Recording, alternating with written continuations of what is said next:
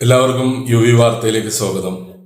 ഇന്ന് വാർത്ത റിപ്പോർട്ട് ചെയ്യുന്നത് പൂത്തോട്ടയിൽ നിന്നും തൃപ്പൂണിത്തുറയിലേക്ക് രാവിലെ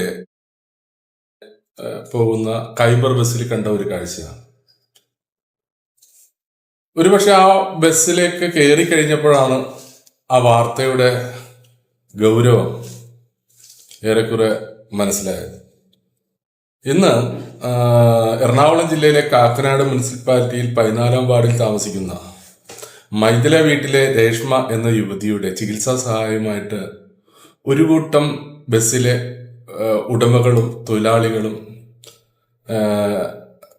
അവരുടെ ഇന്നത്തെ വേതനം വേണ്ട എന്ന് വെച്ച് ഇന്നത്തെ ബസ്സിൽ കിട്ടുന്ന പണം മുഴുവനും രേഷ്മ എന്ന സഹോദരിയെ സഹായിക്കുന്നതിന് വേണ്ടി അവർ മുന്നിട്ടിറങ്ങിയിരിക്കുകയാണ്.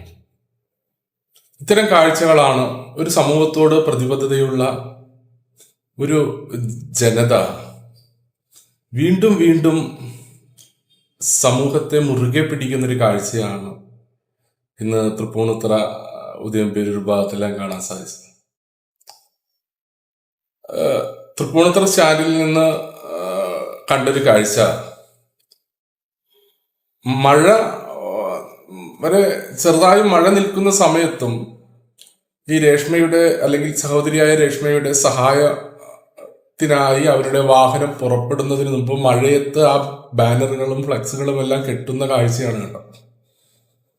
അപ്പോൾ ഇന്ന് ആ ബസ്സിൽ സഞ്ചരിച്ച ഞാനടക്കമുള്ള അല്ലെങ്കിൽ ആ ബസ്സിൽ ഇന്ന് ആ രേഷ്മയുടെ സഹായവുമായി ബന്ധപ്പെട്ട പോസ്റ്റർ പതിച്ച 10ഓളം ബസ്സുകൾ, ഇപ്പൊ തൃപ്പൂണിത്തുറയിലെ 6-7 ബസ്സുകൾ സ്റ്റാൻഡിൽ നിന്ന് പുറപ്പെടുന്നുണ്ട്. കാക്കനാട് ചോറ്റാനിക്കരയിലെ ബസ്സുകളുണ്ട് എന്നാണ് പറഞ്ഞത്.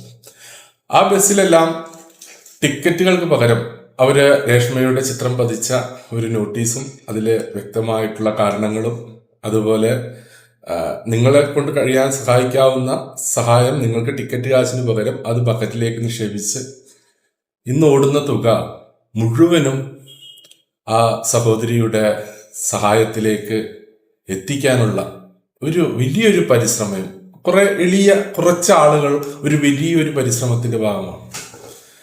ഇത്തരം പരിശ്രമങ്ങളാണ് ഇന്ന് നാട്ടിലെ കാണാ കാഴ്ചകളായി നമ്മുടെ മുന്നിലേക്ക് വരുന്നത്. ഒരു ദിവസം ഒരു ബസ്സിന്റെ വേതനം അല്ലെങ്കിൽ ഒരു ബസ് ഓടിയാൽ എന്ത് കിട്ടും, അല്ലെങ്കിൽ അവിടുത്തെ തൊഴിലാളികളുടെ വേതനം എന്ത് കിട്ടും നമുക്കറിയാവുന്നതാണ്. അല്ല, ഞാൻ ചോദിച്ചോട്ടെ, ഇന്നത്തെ ട്രിപ്പ് ഈ കുട്ടിക്ക് വേണ്ടിയാണ്. ഇന്നത്തെ മൊത്തം എത്ര വണ്ടിക്കാരുണ്ട്? 10 വണ്ടിക്കാരുണ്ട്. ഈ കുട്ടിയുടെ ചികിത്സാ സഹായമായിട്ട് ബന്ധപ്പെട്ട്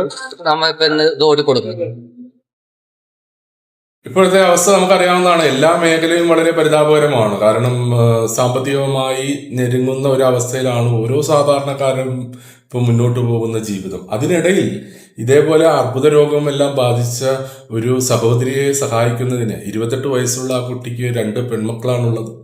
അവരെ സഹായിക്കുന്നതിന് വേണ്ടി മുന്നിട്ടിറങ്ങിയ ബസ് ഉടമകൾക്കും അതുപോലെ ബസ് തൊഴിലാളികൾക്കും ഹൃദയത്തിന്റെ ഭാഷയിൽ UV വാർത്ത ഒരു ബിഗ് സല്യൂട്ട് പറയുകയാണ്. പറഞ്ഞുകൊണ്ട് ഇന്നത്തെ വാർത്ത വൈൻഡപ്പ് ചെയ്യുകയാണ്. എല്ലാവർക്കും നന്ദി, നമസ്കാരം.